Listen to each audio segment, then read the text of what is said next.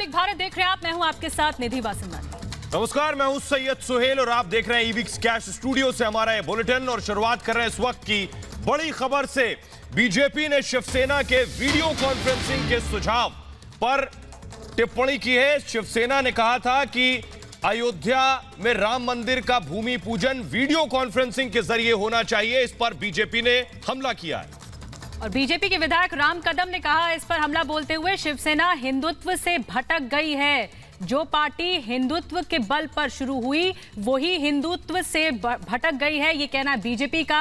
हमला बोला है बीजेपी ने क्योंकि शिवसेना ने मांग रखी कि वीडियो कॉन्फ्रेंसिंग के जरिए भूमि पूजन कराया जाना चाहिए क्योंकि कोरोना का खतरा है और इस वजह से ई भूमि पूजन की सलाह दी गई थी उद्धव ठाकरे की तरफ से। और वीएचपी ने भी लगातार इस मामले में बोला था।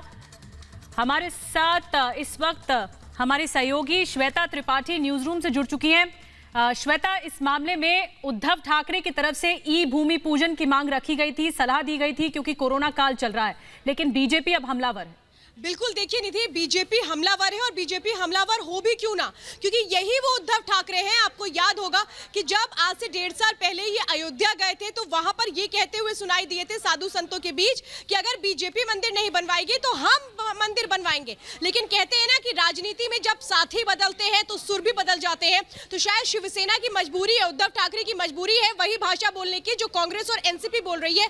बीजेपी यही कह रही है कि जो हिंदुत्व के एजेंडे को लेकर के उद्धव ठाकरे चला करते थे, दरअसल उन्होंने अब वो त्याग दिया है। वो भाषा बोलने लगे हैं जो कांग्रेस को सूट करती है, जो एनसीपी को सूट करती है, क्योंकि ये सभी महागठबंधन में हैं और उस गठबंधन धर्म को शायद अब निभा रहे हैं उद्धव ठाकरे। तभी ये सुझाव दिया गया, वरना इस तरीके का सुझाव का कोई मतलब बनता नहीं है। और इसी पर अब बीजेपी हमलावर है। वो ये कह रही है कि वो हिंदुत्व का एजेंडा जो हमेशा ही उद्धव ठाकरे आगे लेकर चलते थे, जब जब अयोध्या की बात आती थी तो शायद अब उनको अपनी राजनीतिक मसलों को हल करने के लिए, अपनी राजनीति को आगे बढ़ाने के लिए, महाराष्ट्र में एकजुटता दिखाने के लिए वो सुर बोलने पड़ रहे हैं जो कांग्रेस और एनसीपी को सूट करता है।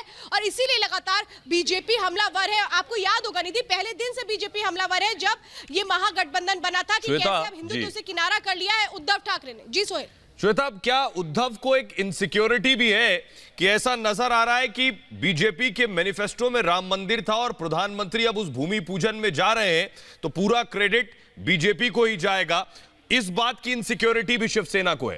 देखिए सोहेल, बिल्कुल ये क्रेडिट तो बीजेपी को जाएगा ही जाएगा, लेकिन शिवसेना शायद मेरे ख्याल से उनको या तो ये समझ में नहीं आ रहा कि हमें क्या प्रतिक्रिया देनी थी, हमें क्या कहना चाहिए। तो कुछ भी कहना है तो कुछ भी कह करके उस बयान के जरिए अपने आप को लाइमलाइट में रख लिया जाए। शायद ये एक कोशिश रही होगी उद्धव ठाकरे की, क्योंकि ये वो स्टेटमेंट है जो कांग्रेस को सूट करता है, एनसीपी को सूट करता है। और देखिए कैसे सत्ता में रहने के लिए वो जो मजबूरी है उद्धव ठाकरे की वो साफ नजर आती है। वो अपने हिंदुत्व के एजेंडे को साइडलाइन करके चलते हैं क्योंकि शायद उनको उससे बहुत फायदा नहीं मिलता अगर महागठबंधन। बिल्कुल श्वेता, एजेंडा रहा हो बीजेपी का या शिवसेना का अपने अपने मैनिफेस्टो में, लेकिन ये बात शिवसेना को खटक रही है कि प्रधानमंत्री आने वाले हैं और भूमि पूजन को लेकर ई भूमि पूजन का सुझाव उनकी तरफ से अब दिया गया, जिस पर बीजेपी ने निशाना साधा।